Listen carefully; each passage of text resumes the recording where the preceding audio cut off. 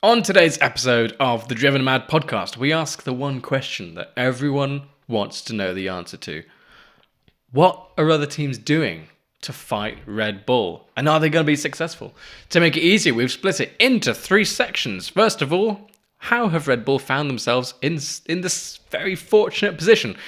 Well, we're going to talk about that. Is this an issue for F1? Has the cost cap done anything to hold them back? The second segment, upgrades and team changes coming to the grid. What are they doing to fight Red Bull?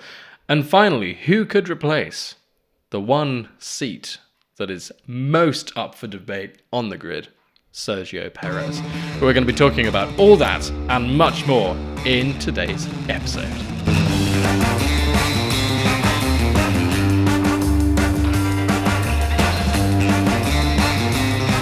Hello and welcome to the Driven Mad podcast in partnership with Sports Illustrated. My name is Alex Harrington. To my left, this is Lydia Me. And if you like what we're saying, do give us a follow on social media. So I'm at Lydia Me F1. She is. You are at Alex Does F1. I am. And while you're there, give F1F1 a follow for all the latest updates. Canada. It was more impressive than some of the recent races. Out of 10, go. 10. 10. I'm joking. I feel as though I've been quite nice up until now. And I think I maybe need to be a bit more realistic with my ratings. Yeah, okay. So I'm going to give it a 9. Go on, what are you going to give it?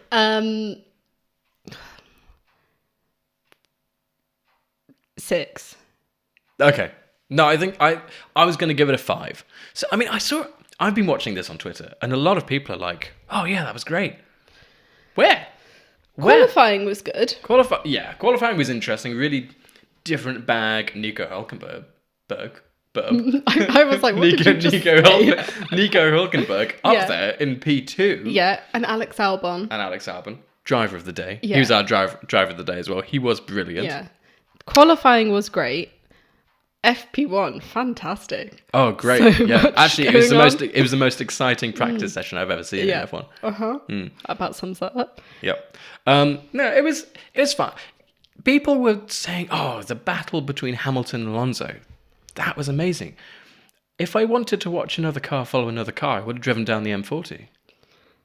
There was like, how much between them? Like 5 seconds between them for the majority of the race? Yeah, I mean, obviously the start was exciting. Yeah, the start was really Hamilton exciting. Hamilton took Alonso first corner. Yes. And everyone was like, whee! And then like 50-something laps later.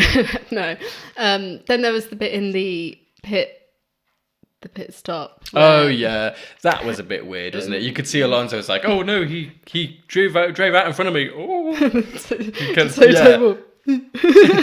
Exactly. That was. I mean, you're gonna push it, aren't you? Because you want your rival to have a penalty. Yeah. But yeah, bit silly. Yeah, and then once Fernando overtook Lewis again, it was kind of a done deal from there, wasn't it? And the one bit I loved was when Aston Martin was saying to Fernando, "Lewis is gaining on you now," and he's just like, "Leave it to me."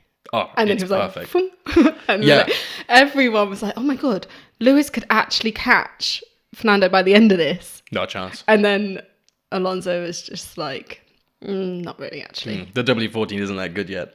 It's still not a great car. And I mean, Aston Martin had upgrades, didn't they?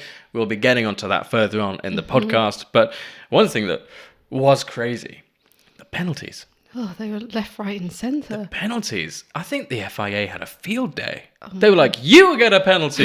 You get a penalty." It was like, what is it? Is that American? It's like, is it Oprah? You get a shotgun. You get a shot. I don't know, but that doesn't sound like Oprah to me. Do you know what Oprah is? I don't think you know. I don't know. You know Oprah's a woman, right? Yeah. I know. I don't know. I could be wrong, and it would surprise me, but I don't. I think there's a thing in America where they're like, you get a ticket to a Taylor Swift concert, you get a ticket to a Taylor Swift concert. I don't know. There's something like that. I want to go to America if that's the case. But there definitely is. There definitely is. I'm not crazy. But they were just giving them out left, right, and centre. Nico lost out because of that. And I feel for my boy Nico. He did so well. I don't know how he managed it. I mean, it's weather conditions, wasn't it? But the when everything was on the table, he took the opportunity and he got P2. And then he was so close to the end. And yes, I know the red flag waved, and technically the rules are rules. Yeah. But come on, you could have given it to him. I know. 3-place grid penalty for speeding under a red flag. Yep. Brilliant. So he still started 5th, which is great. Which is great. Yeah. But then we had, who else? We had Carlos Sainz, 3-place grid penalty. All of these were for impeding. Yeah. Yuki Tsunoda, 3-place grid penalty. Yeah. Lance Stroll, 3-place grid penalty. Yeah, Lawrence, I have a question for you. Oh. How's that double podium coming on? You woke up and chose violence today. Alonso's a great driver, and Lance is a great driver, but he's not a podium driver, is he? No. I loved Alonso's response to that, because obviously, what an awkward question to ask him. So, by the way, your boss said that your teammate, his son, pride and joy, love of his life, apart from his wife, whatever, that he will be at your level, you being a 2-time champion and the longest standing driver on the grid by the end of the season. What do you think about that? And he was just like, He's like, it's a goal. Yeah, he's like, I like how optimistic he is. God. But yeah, he probably felt like all the blood leave his body. Oh yeah. Oh no, but Alonso's like, he's a future world champion. Future, in what world? Yeah, future though. Anyone can say that, can't they? This isn't a bloody Marvel movie with a multiverse. Like he's not a lead driver. Well, not yet. No, but I do think he's a good driver. He is a good driver. He is good, but I just think he's not going to be at Alonso's level by the end of the year. However much Lawrence would love that to happen. Yeah, and the car's not going to be good enough. No. Not going to be good enough. Because if you look at the race as well, Ferrari, they were quick. But obviously they qualified badly, which gave them a huge kind of, challenge. But Aston Martin, they're still not as fast as the Red Bulls. Let's look. If Sergio Perez actually pulls his finger out, Red Bull, that's 2 podiums of taken up by Red Bulls. Mm-hmm. Who are you going to have on the 3rd podium? It's going to be Fernando, isn't it? Mm-hmm. Or if Mercedes upgrades, which we're going to talk about. George, if Mercedes, you never know. George is great. I know, I'm only joking, but he did crash in this race, though, didn't he? Oh, do you know what was unfortunate? Which this is something I would do in my life, not Formula One. You say something a few days before, and then literally. So he went into the weekend. He did an interview. And he didn't name any names, but he said there's probably 3 drivers on the grid with bad spatial awareness who he doesn't trust when overtaking. He must have kind of forgotten last season a little bit. And then the one crash. Or Baku. The one crash of the whole race was him. George. Yeah. And everyone on Twitter was just ripping into it. Went mad. It went mad. That is just typical. I just feel for him because I know I'd do something like that. Yeah, I would too. Yeah. That's why I don't make any bold statements anymore. That's why I'm not in F1. It's because I know I'll just let myself down. Yeah. Like I do. You know who didn't let himself down though? Alex Albon. What a drive. What a drive. Alex is so proving himself right now. He's in a Williams, not a fast car. And you can see that because of the difference between him and Logan Sargent. Yeah. I know, look, Logan Sargent is a rookie. It's very easy to say, he's crap. It's his first year. Also, this weekend was a bit different, wasn't it? Because Alex had the upgrades on his car. Logan didn't. And then Logan's race didn't really last that long, did it? Because he had a power unit failure. So he was out. But, Alex had... What a weekend. Oh, it was great. He actually... led the race for me. He was the only reason I was watching. Yeah. Because Max Verstappen won. And your job. 100th and my job. 100th win for Red Bull. Great. Yeah. Happy for them. Yeah. Very young team to get such a thing as well. Fernando second. We kind of expected that. He's a great driver. Aston Martin had upgrades. Hamilton, that was exciting. Yeah. Good to see him there. Yeah. But it was, after Fernando, like you said, got in front of him, it was a procession. So all the cameras were on Alex, and that was great. And it's a great track as well. Canada is a really good track. Yeah. They need to use it for more races, actually. As far as I'm aware, they only use it for F1, and that's a big shame. I didn't know that. Yeah, it's a semi-permanent track. Yeah. Actually, did you know the island where it is man-made? Yeah, I know. I didn't know that. I only found that out yesterday. So Alex, well done. Bloody brilliant. I mean, we'll get onto this again in the podcast. But if Red Bull is going to be looking at anyone right now, I'd be looking at Alex. I would actually love, this is just me loving a bit of dramatic tension, whatever you want to call it. Also, if it could be including Drive to Survive, that would be great. Commission. Yeah, I'll take anything at this point. Do you do chocolate? If they offered the seat to Albon and he was just like, no, you're right. I'm happy at Williams. No, but really? They did kind of. Did they screw him over? No. But they were very hasty to get rid. Yeah, and they were hasty to get rid of Gasly as well. I know. That's why everyone now, I know we'll come on to this in a minute, but... Teaser. This is why everyone's like, what's going on with Perez then? Yeah. Like, why are they suddenly being so protective? But anyway, more coming soon. End of the race, iconic podium. Yeah. How many championships? Max 2. God. Fernando 2. Well, there was 11. Fernando. That's my name from now. Fernando 2. Hamilton. You should just call him Falonzo. Falonzo 2. Hamilton 7. Yeah. Adrian Newey. How many championships has he won? So like, there's 11 between the drivers plus I don't know. 1,000 with Adrian Newey. Yeah, let's just say like 1,011,000. Yeah. I mean, what an exciting podium. And Lewis was so modest, so good, because there's got to be pain still from Abu Dhabi, and he was like, I'm just proud to be up here with 2 world champion drivers. Yeah. And the way they had a bit of a cuddle, it was nice. A cuddle? What? Yeah, I saw the photos. I mean, they were sent to me privately, but let's not check your internet history anytime soon. Yeah, it was incredible. But Red Bull is dominating, so that leads us on to the first section of this podcast. How have Red Bull found themselves in such a dominant position? Adrian Newey. Adrian Newey, that is really the answer, isn't it? He had so much experience in ground effect aerodynamics. The car was amazing in 2022. And then the cost cap punishment came from 2021. Has that made a difference? Ted Kravitz for Sky F1 said they've already got the advantage with this year's car. We're not even halfway through the season and already they can have the capacity and aerodynamic wind tunnel testing time, even considering the penalty for the accepted breach agreement on the cost cap, to concentrate on next year's car. Yeah, that's right. They're already developing next year's car, aren't they?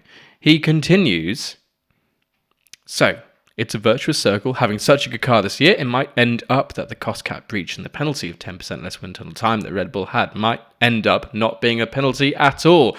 If they can start now on next year's car, then it's not a penalty at all, is it? Yeah, he's right. But you can't blame Red Bull for that. No. Red Bull did such a good job on the car. They did get a penalty. Yeah. Great. Those are the rules. Yep. The thing is, what they have to work from, their car last year was like up here. So that's their foundation. Whereas all the other teams are more like here, and they're trying to get up to there. Yeah. But they've got the foundation, and they've got a fantastic car to start with. Yeah, a really great car. And it's funny because we said about this in the last podcast. Adrian Newey, years before these regulations came into play, he said, look, I kind of understand what's going to happen. There's going to be one car that is miles above the rest. And guess what? It's his. It's going to be my car that's miles above the rest. Exactly. So it's interesting to watch this dynamic play out. You know, a lot of people are saying, oh, the penalty wasn't good enough, wasn't big enough. The F1 should have made a bigger deal of the cost cap punishment. It wasn't that much over the cost cap. There's a lot of argument about this. It wasn't that much. It wasn't that much over, but I do agree in principle that the penalty wasn't enough. Really? Yeah. Why is that? Because the whole point of the cost cap is to make it more fair across the board and to bring all of the really rich teams down a notch to be closer to the poorer teams.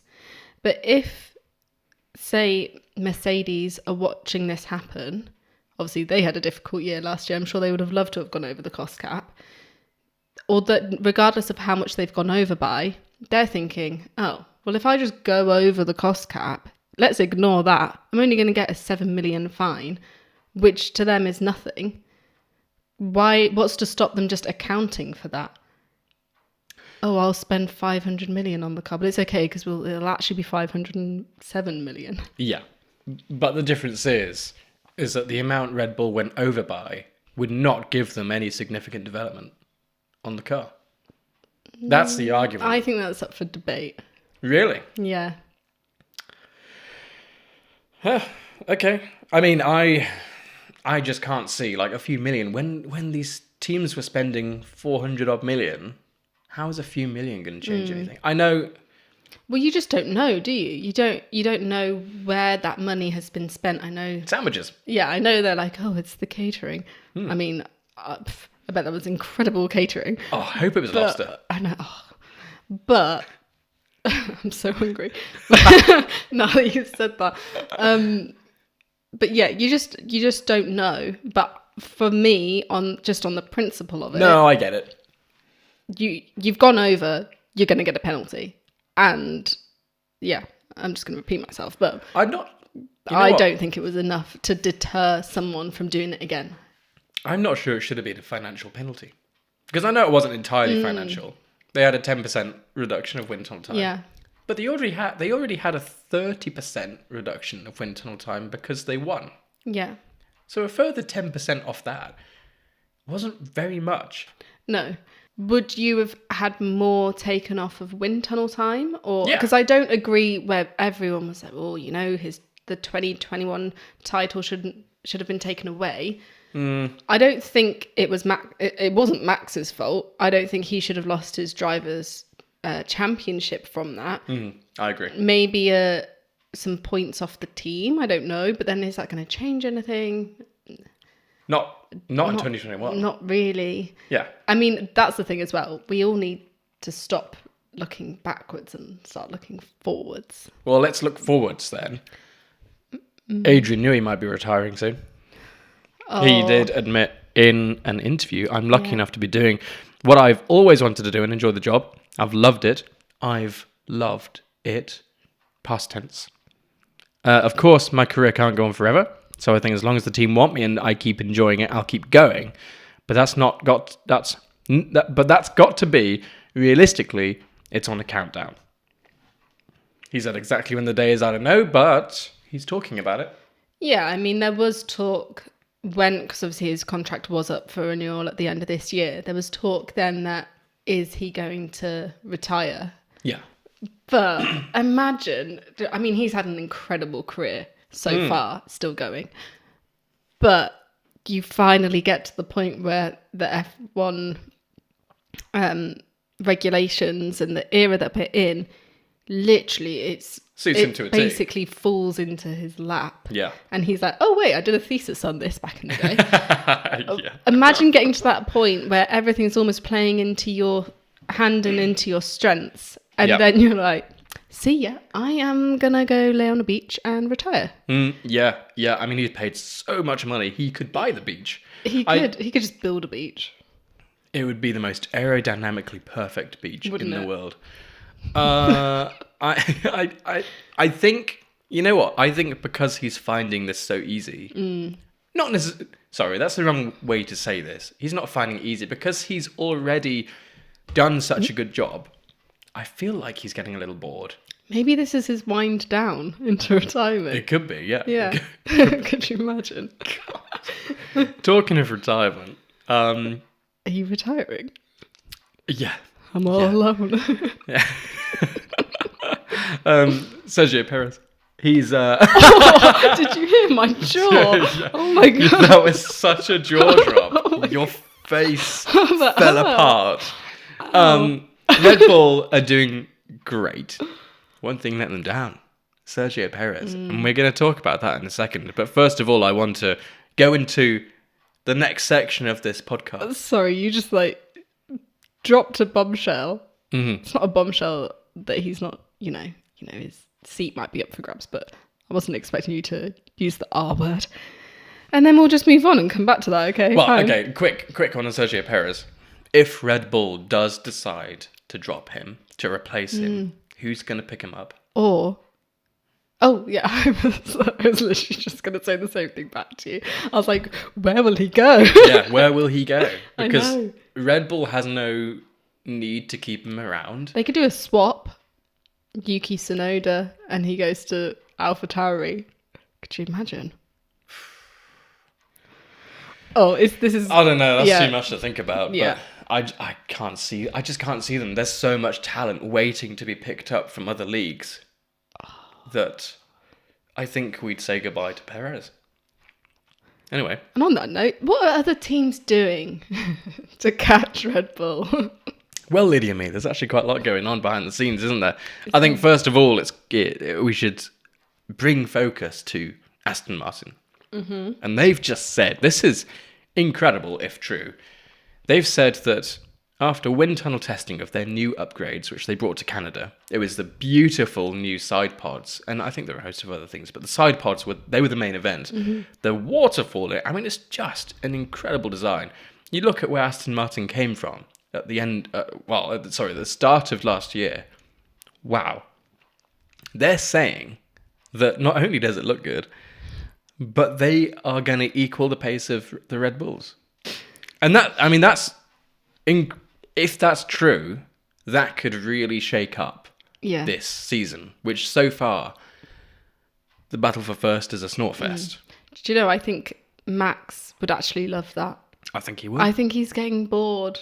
Oh, definitely. I think this last race for Max was great because he had to do the kind of tyre management. It wasn't necessarily tyre management. It was like brake management or bird management because he hit a bird. The bird went into a brake duct, and he had to kind of, I suppose his version of lifting and coasting, which is fastest lap. But yeah, I mean, let's look at the numbers to begin with. Alonso was just under 10 seconds behind Max. Yeah. Alonso was also lifting and coasting because he had a supposed fueling issue, which turned out to be a non-issue, by the way. After the race, they were like, yeah, we kind of told him to slow down, but actually looking at the data, there wasn't anything wrong with the car. Yeah, because when the team said, Lewis is catching you, and then he said, leave it to me, there was no problems. Well, he was still apparently lifting and coasting, so that's not the full pace of the car. Ooh. Which makes you think, oh, there might be something here. But it wasn't the full pace of Max either. So, is the ratio staying the same? That's the question. But Aston Martin is saying, next race, if we understand the upgrades, and they can understand, we've always said, bringing in upgrades is one thing. Actually understanding how to use those upgrades is a completely different ballgame. If they can do that and set up the car well, they could be fast. Yeah. The same as well, Mercedes. Yeah. So they're bringing upgrades to Silverstone, aren't they? And then one other race before the summer break. And then they said we could then be in a position to fight with Red Bull. Which seems like a big jump. Massive jump.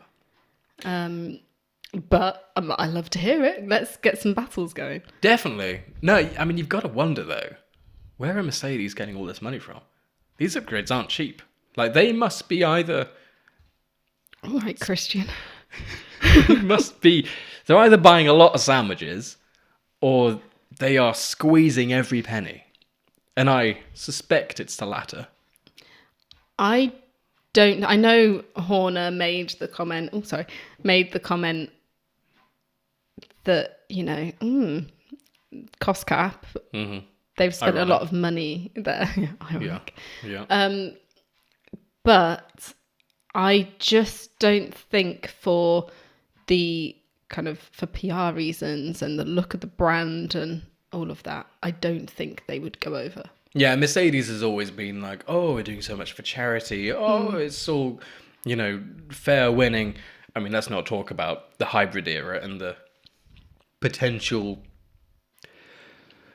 leaking of information. So they had a faster power unit. A more powerful power unit. But yeah, you're right. Mercedes has very much built this very pure, whiter than white brand. Yeah. So yeah, I don't think they've gone over the cost cap. No. And if they have, they're going to cover it up, so we won't ever know. Well, I mean, come on, it's got to be happening. Like, there's movement of money all over the place. If Red Bull can't cover it up, then they can't. Who's to say Red Bull didn't cover it up?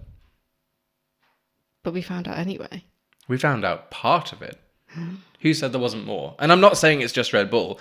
Aston Martin. Well, yeah, they went over too, didn't they? Yeah, by a little bit. Like a fiver, but yeah. Yeah, but there's these businesses are massive, and they all have other sections, and Mercedes have a whole other bloody performance development section department elsewhere. Who's to say there's not something going on? The other thing that people have been talking about, which is interesting, is this film that Hamilton's doing. Obviously, Mercedes are doing that car for the film, aren't they? So are they learning from that? Yeah. I mean, it's a Formula 2 chassis. Yeah. But they are developing it, and people are like, well, can we keep an eye on what development they're doing? Because they're building a car, which is an open-wheeled race car that's racing around Silverstone. Actually, they're forming a new team. There's going to be 11 teams. For the first time in a long time, it's going to be 11 teams. Not that they're actually going to be racing. No. But it's a bit of fun, isn't it? But no, you're right. Like, these people aren't stupid. There's so much more going on that we will never know. Yeah, exactly. Yeah. Exactly. Williams, they are, talking of cost caps, they are purposefully breaking the cost cap. Well, maybe. You're getting ahead of yourself here, Alex. They are seeking approval from the FIA to break the cost cap to develop their infrastructure. I was going to do like a clickbaity. Oh, sorry. But don't worry about that. You carry on, have your moment. No, I was going to do a bit of a joke, but it's ruined now. Yeah, so go on. So that's how Aston Martin had their new wind tunnel. Yep. So Aston Martin got approval from the FIA to break the cost cap and go over to develop the new wind tunnel. James Vowles has joined Williams. He's walked in and was like, "Oh my god!" I think he said it's all like 20 years out of date. Yeah. What was it? They're using Windows XP or something. It's Windows 1. I don't even know if that exists. Yeah. They've still got the dial-up tone going. Windows 98. Oh Windows 98. Anyway, so obviously everyone's seen their floor smooth. It's like a baby's bottom under there. It's very. No, very I mean different. The angle was a bit. Yeah. But it wasn't Red Bull. Airbrush filter. Yeah, exactly. Yeah. But obviously everything's out of date. So yeah, Vowles is saying he's trying to get approval from the FIA to break the cost cap, to put some more money into developing the infrastructure and be able to build a more competitive car. Yeah. He literally said we can't compete with this. Yeah. This being the setup that Williams has right now. Yeah, the resources that Mercedes, because they've had the money for years and years and years, have just naturally built up before the cost cap even came into effect. Yeah. So, yeah, and we must stress as well that this is part of the rules. They're not bending the rules just for Williams. They have a specific amount. I can't remember how much it is, 50 odd million 30 million? Oh, I don't know. I can't remember, but they have a certain amount of money that they can split over a number of years if they choose to develop infrastructure like this. And all teams have access to this. It's not just a Williams thing. Yeah. It's just Williams they're literally sat on this, and they were told, look, don't be in the rich team's shadow. Use the opportunities that these current regulations are giving you.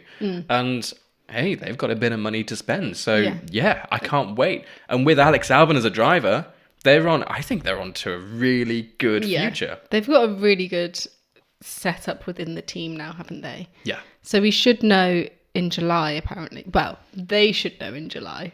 Yes. This answer from the FIA. When we'll find out, I don't know. But yeah, I mean, hopefully July. I think we'll find out as soon as, because they're going to want to market it, aren't they? Yeah, they want to build the hype. Exactly. Get new sponsors so they can do it again. Yeah. Hopefully, with Logan Sargent, if he is still in the team, we'll get onto that actually in 2 minutes. Hopefully, he can bring in some American sponsors. Yeah. Some big American money. Because if Williams can get an American on the podium, dare I say it, if they have a car good enough for the podium, they won't. But if they can market that idea, then they can get some money. Yep. Mick Schumacher. He's been linked to Williams, hasn't he? Yeah, so this weekend he's done an interview where, he's been asked, are you coming back to the grid? What's happening? Are you talking to any teams? And he dropped some little hints in there. Yeah, a little fairy dust. Yeah, a bit of spice. Like that. He's salt bayed. Oh, no. He's salt bayed everywhere. Okay. Back to it. F1. Okay. He teased, didn't he? Yeah. Did a lot of teasing. He didn't mention names. He didn't mention teams, but he was asked about if he's potentially would he replace a driver mid-season in a full-time capacity, not just in his reserve driver role, and he said yes, basically. So obviously the two drivers that I go to is Logan Sargent. It's a little unfair because it's his rookie season. The car's not great. I feel like we haven't seen what he can do yet, his full potential. But he's not doing very well. No. And if they can bring in someone like Mick Schumacher, they would. Of course they would, because they want points. Yeah. Same thing with AlphaTauri. Yeah, Nick de Vries. Yeah, I'm assuming you're not talking about Yuki Tsunoda. No, I'm talking Nick de Vries. Yeah. He had a bit of a whoopsie, didn't he? Pushing Magnussen off. Well, yeah, he did. Pushing, I say he blocked Magnussen from turning the corner. he didn't literally push him, but that was bad. It was bad. Yeah. So, I mean, could Mick go over to... It's almost like going over to the dark side, isn't it? From Mercedes to Red Bull. I thought... I was like, wait, what? Going over to AlphaTauri, yeah. I mean... He would be, I'm not sure he'd do that because of his father's connection to Mercedes and the natural rivalry that Red Bull and Mercedes have. Yeah. Although if he was offered the place... Yeah, and Franz Tost. Yes, number one pick. When Pierre Gasly said he was leaving last year, he was wanting Mick Schumacher, and Helmut Marko said, no, let's do de Vries. Yeah. Oh, I bet he's kicking himself. Well, you can understand why people want... And de Vries, after the Italian Grand Prix last year, was in demand. Wowed everyone. Yeah, wowed so, everyone. You can't really blame them for wanting him. I think that... I feel for Nick because he's gone in. Everyone was just like, he scored points on his debut. He was amazing. Jumped in last second. He's a Formula E champion. He's a bit older. Everyone was saying he's not really a rookie, but he is a rookie on paper, but he's not. Mm-hmm. And then it's just been like... Yeah. As soon as he got into the car, into the Alpha, everyone was like, Yeah. Shame. And I don't think he's going to stick around because you know what Red Bull's like. As soon as they don't like someone, out. Liam Lawson, in. That's what people are saying. Yeah, that's what I think too. He's too much of a talent to pass up. There's quite a few. Alex Palau, also very good. Yeah. Talking of people moving about, though, Sergio Perez. This is our last section of the podcast. Oh, it might be a long one. What is happening to Sergio Perez? I mean, let's just talk about why do you think he is finding it difficult? I think it's probably just the pressure. Yeah, I think so. And I think Christian Horner has tried to mitigate that by saying, don't think about the championship. He can't be thinking about that right now. Just think about your own races. He's trying to take the pressure off. Perez, and then in the interviews, is just like, no, I don't know why he said that. There is still pressure. But there's always going to be natural pressure. There's a lot of pressure in F1 across the whole board. Yeah. And they all want to win. You can't take that away from them. They want to keep their seat. But it's just... It's not looking good for Perez. It's not looking good. People are comparing it to Bottas. Bottas in Mercedes. I mean, the best rear gunner you could ever want, Bottas. He was such a reliable, brilliant driver. Once he realised his role in the team, and it's got to be so difficult to realise that you are the second driver. To realise and come to terms with. Yeah, exactly. Once he did that, he was unstoppable as a second driver. Q3, 100% success rate. Yeah. He'd never got out of qualifying before Q3. And that is, thinking about it, that is ridiculous. Because there are all sorts of variables that even the drivers can't control that will stop that. During Mercedes. During his Mercedes years, Perez definitely can't say the same. No. And then you compare Perez to Pierre Gasly. Yeah, that's what everyone's saying as well. You know, F1 fans aren't... stupid. No, they remember everything. Yeah, exactly. And they're all saying, look, Pierre lost his seat for his performances, which were when the car wasn't the best on the grid. And some of those finishes were still better than Perez. I think he's just in a bit of a tricky spot, isn't he? Where obviously all eyes are on him because Max is doing so well and the Red Bull is so much better than all the other cars. Yeah. And he's still not on the podium every weekend. What really shocked me was that in Canada, he couldn't get past the Ferraris. And it's not like the track is difficult to overtake on. No. And he couldn't get past the Ferraris in an RB19. Yeah. That's a little worrying. So, look, going into the future, other teams are going to start to catch up to Red Bull. So Red Bull needs to have a backmarker. Yeah. Someone who can defend Max Verstappen. And right now, Perez is not there. No. Because he's not behind Max. He's not even getting into Q3. No. In, 4 out of the 7 races, he didn't get to Q3. Is that right? I think so. Crazy. Yeah. You know, in an RB19, you need to be coming second. Yeah. Third at a push if Alonso has a good day. You can't be not making it into Q3 when you've got a rocket ship. Yeah. So the question is, who's going to replace him? And when? Could they break his contract? There might be an exit clause. There will be. He's not pulling up his end of the bargain. Yeah. I don't think it's going to be mid-season. Could it be this year? Yes. As in the end of this year? Yeah, I think so. Rather than the end of next year? Yeah. I have a feeling. I thought you were going to tell me a name. Go on, tell me a name. That wasn't the start of a sentence. That was my closing statement. Go on, pull out a name. Ooh. Just anyone? Jensen Button? No, I'm joking. Could you imagine? I would love that. Oh my God, what a comeback. That'd be great. Anyway, let's not. Well, we know what Jensen Button's comeback is. He'd come back and he'd be beating Max Verstappen. But he actually can't come back, can he? Because he's got a penalty. Yeah, that's right. The only unserved penalty in F1. That's a great record to hold. Oh yeah, you can't. Yeah, you can't come back and lose that. But anyway, there's a few names that have been mentioned, aren't there? There's Yuki Tsunoda. Yeah. Yeah, who would be great because he is Mr. Reliable right now. He would be. Slight temper issue. I don't know if anyone's noticed. I also think he likes being a lead driver. Yeah, that's the thing. This is his first year as a lead driver.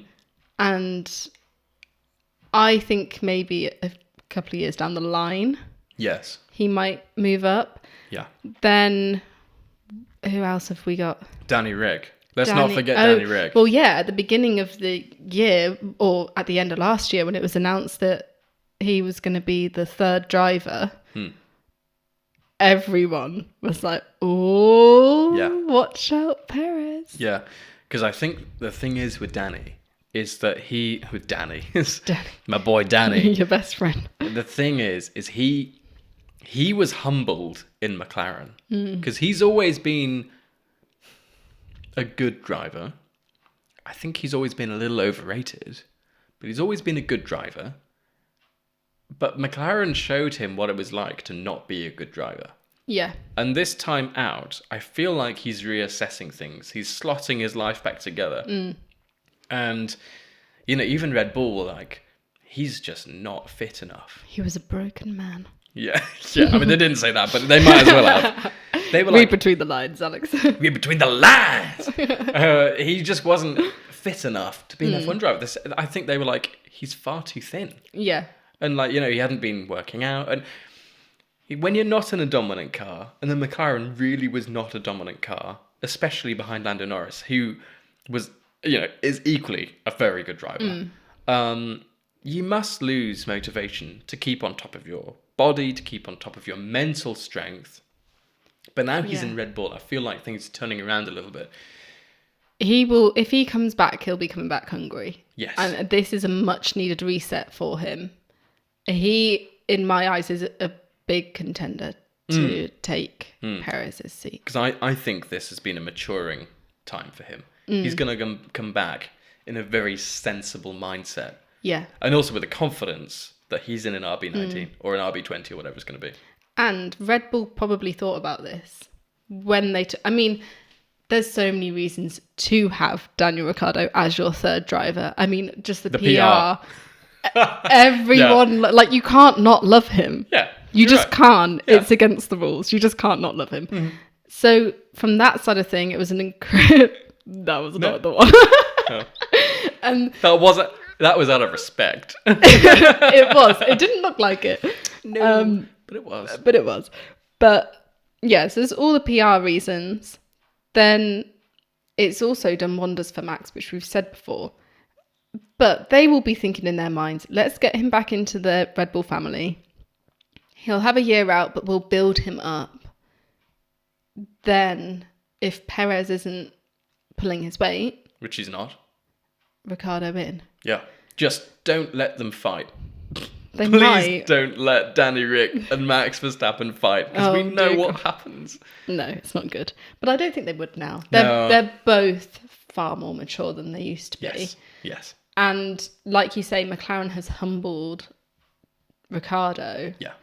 To that I think he would know his place within the team. Yeah, I mean, that's one way to put it, isn't it? But yeah, you're right. You know what I mean. You're entirely right. Yeah. A curveball is staying on the McLaren line. It's Lando Norris. Yep. I don't know what his contract covers with McLaren. That's the thing. Zach Brown has said that there's no way he can get out. It's watertight. There's no exit clauses. He is stuck. Yeah. And it's fine because he's making a load of money. Yeah. But he is not in a car that he wants to be in. He has struggled and struggled. Yeah. But he is a really good driver. Yeah. And he has been mentioned to take Perez's place. Yeah. And he's very good friends with Max. He's in like the Max Leclerc bubble, isn't he? So the little bubble. I think he would be a great supporting driver. The only other issue again is that he's used to being a lead driver. He'd have to come to terms with his place in the team. But if that means that he can get some race wins, I think he'd probably do it. Yeah. And Red Bull has the money to pay him big bucks. A lot. Big bucks. Yeah. Because he loves big bucks and he cannot lie. Do you know that? Oh, that was a good one. Thank you. Average amount. Yeah, let us know what you think in the comments. Who do you think would replace Sergio Perez? I'm really interested to know, actually, because, whether it's going to be someone from outside the F1 bubble right now, I'm not sure it would be. I think Red Bull have that kind of, they have that test pool in AlphaTauri. Yeah. That they can draw from, but I'm interested. Let us know in the comments. I have a feeling it might be Danny Rick or Yuki. I wouldn't mind. Or Albon, bringing him back. Oh yeah, Albon. But the only thing is, I feel like Williams is in such a good place. Yeah. And I wouldn't leave right now. No, Alex is leading the team from a driver point of view. He's got such a good opportunity to grow with the team. Yeah. But obviously, from his own personal point of view, he's going to want to win races. He's going to want to, develop his career from a maybe statistics point of view. Yeah. So no, I agree. I can see it would be tempting to move. And he already has ties with Red Bull. Yeah. Obviously, he still has those ties. He still has the contacts. They might reach out to him. You never know. Oh, it's so exciting. It is exciting. And I think this is one thing that we should kind of highlight from all this conversation is that, yes, the season so far has not been overly interesting. It's been Max Verstappen winning constantly. Yeah, Red Bull. And Red Bull. Like, we haven't seen this kind of dominance since, like, 2019 Mercedes, but the teams are making moves. Yeah. And that's the most important thing to remember. If you're getting tired of this season, which I know many people are, the viewership is going down drastically. Yeah. The best is yet to come. We have so many interesting races. I mean, how many races in are we? Like 9? No, yeah, is it 9? 9 including Imola? Yeah. Like, we're not even halfway yet. And oh my God. I know. Things are going to heat up. Hopefully we get Mercedes, Aston Martin. Come on, Ferrari, please. Please be there in the top. I just 10. want in the top 10. I mean, the strategy is getting there now, but please, I just want their drivers to have a bit of good luck for once. I know. I want them to be battling as well. Hopefully we will get some battles as soon as these upgrades kind of kick in from Aston Martin and Mercedes. I'm hoping, the second half of the season could be better than the first. Hold on, ladies and gents. There's time. There's time. Wise words. Thank you. And thank you for listening to the Driven Mad podcast. If you like the podcast, please do all the things. Rate us highly. Subscribe. You can find us on iTunes, Spotify, iHeartRadio, Google Play, Stitcher Radio, Player FM, and more. Basically, all your favourite podcast providers. If you're watching on YouTube, please subscribe on YouTube. Click the thumbs up, click the big bell, and the subscribe button, and leave comments. We love to read what you guys are saying. We want to know what you're thinking. And hey, if we see a good comment, we might even read it out. Don't know if that's something you might want, but we can read it out and talk about it. Very exciting. I've been Alex, at AlexDoesF1 on Twitter and Instagram.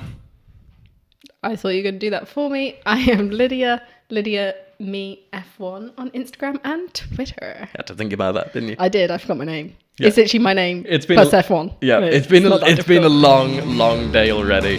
But look at these new mic stands. We're getting the audio down. We are slowly